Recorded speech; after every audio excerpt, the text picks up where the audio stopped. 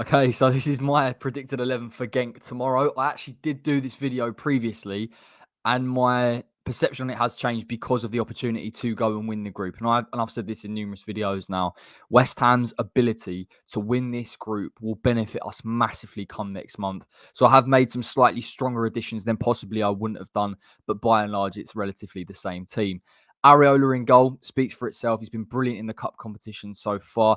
Against Genk last time, you'd argue that he was a little bit shaky, but against Manchester City, he honestly kept us in the game and really didn't put a foot wrong. So no qualms there. I'll be interested to see him in terms of that distribution into the front man, who I will speak about in a little bit of time. That has to be better generally, I think, from our goalkeepers. It isn't necessarily a prime attribute of our goalkeepers. Both of them very good in terms of shot stoppers, but I would like to start seeing that a little bit more, and I do believe he has the ability. Soufal coming in on the right-hand side. Again, he needs minutes back from injury. I think that's the most important thing. Fair play to Ben Johnson. He keeps his place. He does need a rest in this type of fixture for me, and it is a perfect opportunity with Vladimir Soufal. We know what he offers going forward. We know what he offers defensively. You look at their right-sided player, maybe he becomes slightly inverted and he plays on the left, and you back Soufal to deal with him quite handily. Now, the two centre-backs, Issa Diop and, of course, Craig Dawson. Two players, again, that haven't really put a foot wrong in Europe or the cup competition so far. Special mention to Issa Diop. Phenomenal. He's been brilliant. He really has kind of changed my opinion on him as a player. I think raw attributes, we talk about him defensively, physically. He's got everything there, but it was just a question mark of, is he making the right decisions? Is is his positioning decent enough? Is he learning when to step forward and step back?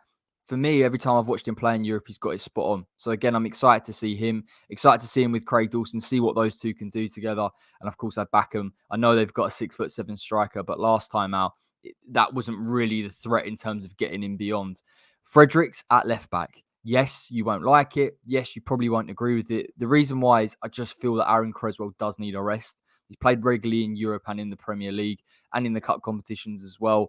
It is a good opportunity. Now, I know Fredericks naturally, of course, he's not a left-footed player. I think Fredericks, to be fair to him, can offer us something even still on that left-hand side offensively. The movement that he makes off the ball is crucial. I think you look at transitions in terms of carrying the ball. Fredericks can obviously do that from deep, but he will present something going forward and offensively in that final third.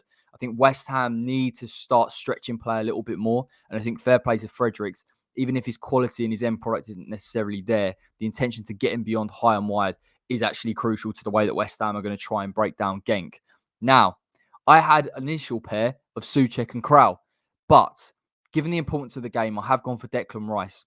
For me, in terms of keeping the ball positionally, carrying the ball out, I think as well, when you watch that Genk game back, with all due respect to Mark Noble, when Declan came off and Nobes came on, the drop was quite considerable. And I would be concerned about Noble in this type of game. A high press team. They play really with two from the front, pressing intensely. And look, Noble has his qualities. Of course, he does passing. I think he's more of an intelligent player than maybe he gets credit for. But defensively, I think we will need Declan Rice in there just to give a little bit of protection. Talked about that 6'7" unit up front. Again, protect the centre-backs from him, but also carry the ball very well. Krau is an opportunity for me. I would like to see Souček rested. His form has improved recently, and that's been really encouraging for me to see. I think that's because of the dynamic and going back to Declan Rice as the 6, and of course Souček as the number 8. Krau, when we saw him against Manchester United, it's really the only glimpse we've had of him.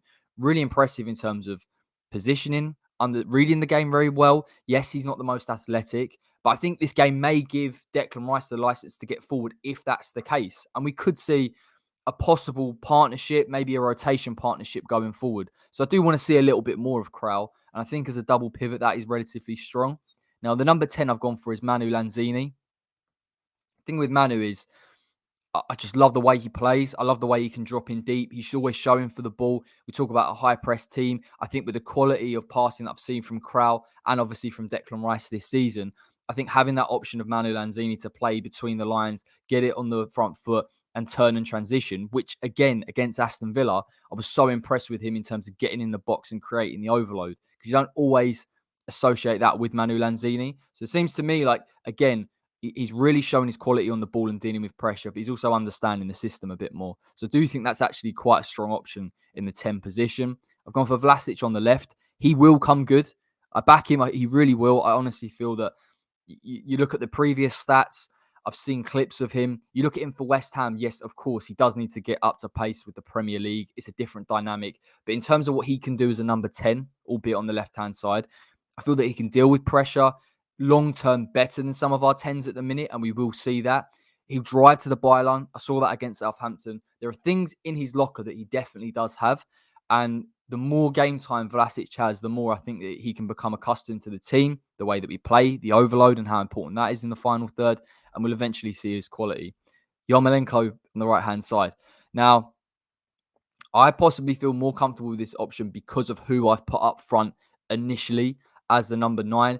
Fair play to Yarma in some respects, because whilst he is limited in terms of beating players 1v1, he showed some very, very quality passes. His vision was very good against Genk, and I think he can unlock teams as well. He's got a great left foot. I think he'll get space on that right-hand side. It's important that Soufal gets far forward. Again, stretch it, create an overlapping run, and ultimately allow Yarmolenko the space in those central areas where we know he can operate very well. And of course, the man I've gone for up front is Mikel Antonio. Again, appreciate that the Liverpool is, of course, on the weekend. Appreciate that Mikel Antonio is a player that West Ham, at times, we feel that we need to wrap him up in cotton wool. Hear me out. I want this game boxed off, completely boxed off. I don't want to be looking at the next 2 games and saying West Ham still have to play a relatively strong team. I want it as a pure rotation exercise.